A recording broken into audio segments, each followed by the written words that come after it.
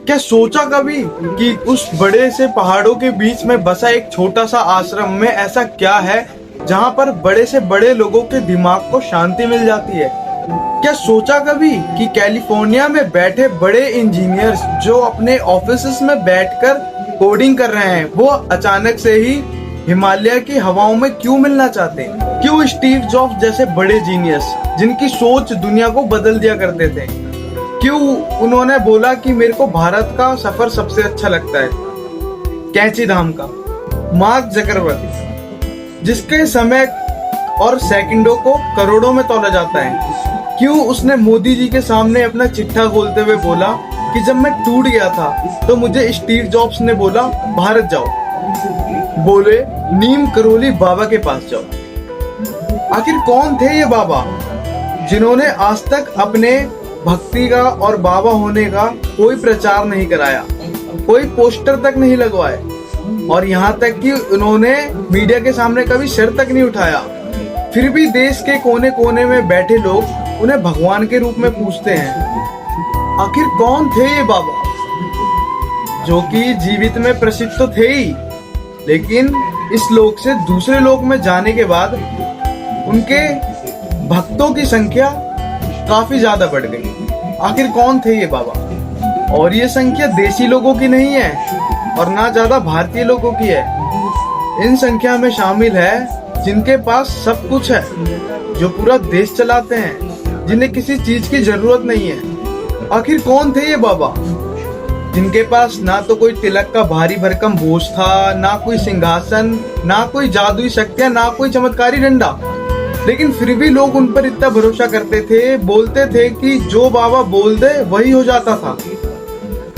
आज ये कहानी किसी एक संत की नहीं है, ये कहानी है उन रहस्य को जो हर तर्क को चुनौती देता है, जिसे ना तो कोई इतिहास में पकड़ा गया है और ना ही इसके बारे में कोई सच्चे सबूत मिले हैं। ये कहानी उस संत की है जिन्होंने आज तक खुद को कभी भगवान नहीं कहा और ना ही लोगों को अपने आप को भगवान बोलने के लिए कहा। इनकी रहस्य ना तो किसी ग्रंथ में है ना किसी पुस्तक में। कहानी है हमारे संत नीम करोली बाबा की, जिनका नाम चमत्कार से बड़ा है। इन्हें आज तक कोई ना तो पकड़ पाया है और ना कोई इनके चमत्कारों का मतलब समझ पाए। कि कहते हैं कि श्री नीम करोली बाबा जी का असली नाम श्री लक्ष्मी नारायण शर्मा जी था। उत्तर प्रदेश के अकबरपुर में जन्मे, लगभग 1950 में इनका जन्म हुआ था। तारीख कोई स्पष्ट नहीं है। बचपन इनका साधारण सा था, ना कोई इनको शौक था चमत्कार दिखाने का, ना कोई बड़े भारी भरकम आश्रम इन्होंने साम्राज्य खड़ा कर रखा था। 11 सितंबर 1973 में जब इन्होंने शरीर त्यागा, इनके शरीर त्यागने के बाद इनका एक ऐसा उदाहरण था जैसे मानो कि किसी शक्तिशाली शरीर को त्यागने के बाद उसकी शक्तियां बढ़ रही हो। उसके बाद से लोग इनको इतना जानने लगे, इनकी इतनी पूजा होने लगी। यही रहस्य है, यही दरवाजा है जहां से नीम करोली बाबा जी की कथा का शुरुआत होता है। एक अकबरपुर का साधारण सा बालक जो कि कई बार ऐसे चमत्कार कर देता था जिसको देखकर या सोचकर लोग अचंभित हो उठते थे। कई बार वो लोगों के मन की बात बोल जाते थे, लेकिन उन्होंने कभी अपने अंदर की शक्तियों को समझा ही नहीं, क्योंकि उनको कोई शौक नहीं था अपनी शक्तियों का प्रदर्शन करने का। जब वो बड़े हुए, उन्होंने अपने घर का त्याग कर दिया और एक साधारण व्यक्ति की तरह जीवन व्यतीत करते हुए भारत की गलियों में, खेतों में, गांवों में घूमते रहे। जिसके बाद लोग समझ गए कि यह कोई साधारण व्यक्ति नहीं है। अब लोगों के मन में सवाल यह होगा कि कैंची धाम कहां से स्थापित हुआ। तो वक्त था 1950 के दशक का। उत्तराखंड के अल्मोड़ा गांव के नजदीक पहाड़ों के बीच में प्रकृति की गोद में बैठे संत नीम करोली बाबा एक दिन बैठकर ध्यान लगा रहे थे। तभी उन्होंने देखा कि एक बालक रोड पे से जा रहा है। तभी उन्होंने उस बालक को आवाज मारा और ऊपर बुलाया, और जैसे ही वह बालक ऊपर आया, बाबा उनसे कहते हैं कि मैं तुम्हें कई जन्म से जानता हूँ। और वह बच्चा अचंभित हो गया और बाबा ने उनसे बोला कि मुझे कुछ खाने को दो। उसने खाने के लिए दाल चावल रोटी सिंपल भोजन लाके उनको दिया। उसके बाद बाबा कहते कि जाओ 24 लोगों का और चावल लेकर आओ। अब वो तो ठहरा गरीब, उसके पास खाने को कुछ नहीं, 24 लोगों के लिए तो बिल्कुल नहीं था। फिर वो जाता है गांव के लोगों को बुला के लाता है। गांव के लोग संत बाबा जी से बोलते हैं कि बाबा आप संत हैं? तो बाबा कहते हैं कि आओ मेरे पीछे चलो, मैं तुम्हें एक गुफा दिखाता हूँ। जब सारे लोग गुफा पहुंचते हैं तो उसके आगे एक बड़ा सा चट्टान धरा था। बाबा गांव वालों से बोलते हैं कि इस चट्टान को हटाओ, लेकिन गांव वाले हंसने लगते हैं और बोलते हैं कि ये चट्टान इतना भारी है और काफी पुराने समय से रखा है। बाबा बोलते हैं हटाओ। जब गांव वाले मिलकर उस चट्टान को हटाते हैं तो वो उस गुफा के अंदर का दृश्य देखकर अचंभित हो जाते हैं। उस गुफा में ऐसा माहौल बना हुआ था जैसे कि उसका इस्तेमाल अभी किसी ने करा है। लकड़ियां जल रही थी, खाना बन रहा था। बाबा कहते हैं ये हनुमान जी की जगह है, इसको पवित्र करो, तपो करो।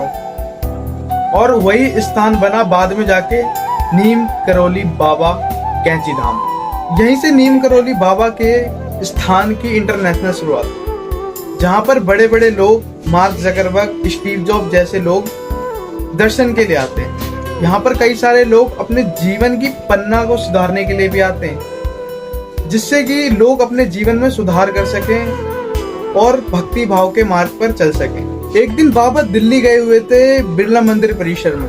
वहां पर काफी सारे भक्त आए हुए थे। उनमें से एक भक्त काफी दुखी और बेबस था, जिसे देखकर बाबा तुरंत समझ गए। बाबा ने बोला, जाओ भक्त दुखी मत हो, तुम्हारा भाई जल्दी ही छूट जाएगा जेल से, जल्दी ही बाहर आएगा जेल से और एक देश पर शासक करेगा। भक्त दुखी मन से बोलता है, बाबा ये आप क्या बोल रहे हैं? मेरे भाई को पाकिस्तानियों ने कैद कर रखा है और उसे कभी भी सजाए मौत हो सकती है।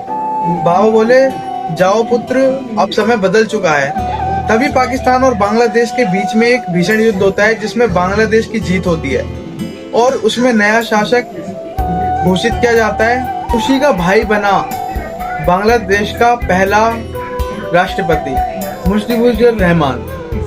यह कोई भविष्यवाणी नहीं थी। और ऐसी ही कई सारी कहानियां हैं जो दुनिया भर में काफी मशहूर हैं। उनमें से एक कहानी है बुलेट प्रूफ कंबल वाली। वो कहानी है एक उत्तर प्रदेश में एक दंपत्ति जो कि बाबा के आश्रम पहुंची और बाबा की सेवा करी। गरीब थी, लेकिन उन्होंने बाबा को जो दिया, जो उसके पास था खाने पीने योग्य, बाबा ने उसके भोजन को ग्रहण करा और उसके बाद रात को आश्रम में सो गए। और बाबा जब नींद में थे तो दंपत्ति ने देखा कि बाबा बार बार करवटें बदल रहे हैं, बेचैन हैं, जैसे कोई उन पे गोलियां मार रहा है, लेकिन वह गोलियां आर पर जा रही है। सुबह होते ही बाबा ने उस कंबल को दंपत्ति को सौंप दिया और बोला कि इस कंबल को खोलना मत और सीधा जाके गंगा में विस्थापित कर देना। लेकिन दंपत्ति के मन में था कि कंबल खोलूं, लेकिन उसने आदेश का पालन करा और कंबल को विसर्जित कर दिया गंगा जी में। और ठीक 1 महीने बाद दंपत्ति का पुत्र दरवाजे के सामने जिंदा खड़ा था, जिसे देखकर वो बहुत खुश हुई और उसने उसी रात की याद करी जिस दिन बाबा करवटें बदल रहे थे। और इन्हीं में से एक कहानी है मार्क जकरबर्ग और स्टीव जॉब्स की।